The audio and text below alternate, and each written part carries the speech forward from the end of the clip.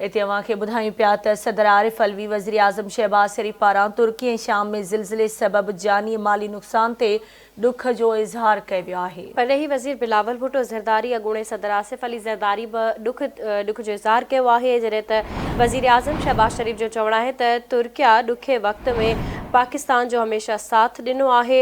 मौसमियाती तब्दीली सां तबाही जा वाक़िया दुनिया लाइ ख़तरे जी घंटी आहिनि। मौसमियाती तब्दीलियुनि सां तबाही कंहिं हिकु मुल्क या ख़िते ताईं महदूद नाहे रही।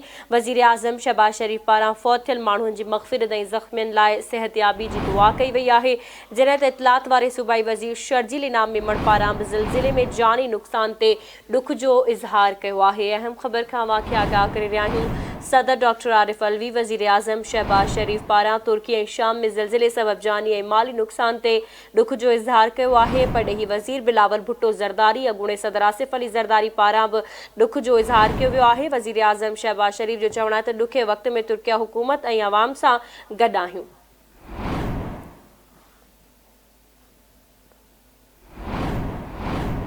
तुर्किया हर ॾुखे वक़्त में पाकिस्तान जो साथ ॾिनो आहे, इहो चवणु आहे वज़ीर आज़म शहबाज शरीफ जो। जॾहिं तुंहिंजो वधीक चवणु हो त मौसमियाती तब्दीली सां तबाही जा वाक़िया दुनिया लाइ ख़तरे जी घंटी आहिनि। मौसमियाती तब्दीलियुनि सां तबाही कंहिं हिकु मुल्क जे या ख़िते ताईं महदूद नाहे रही।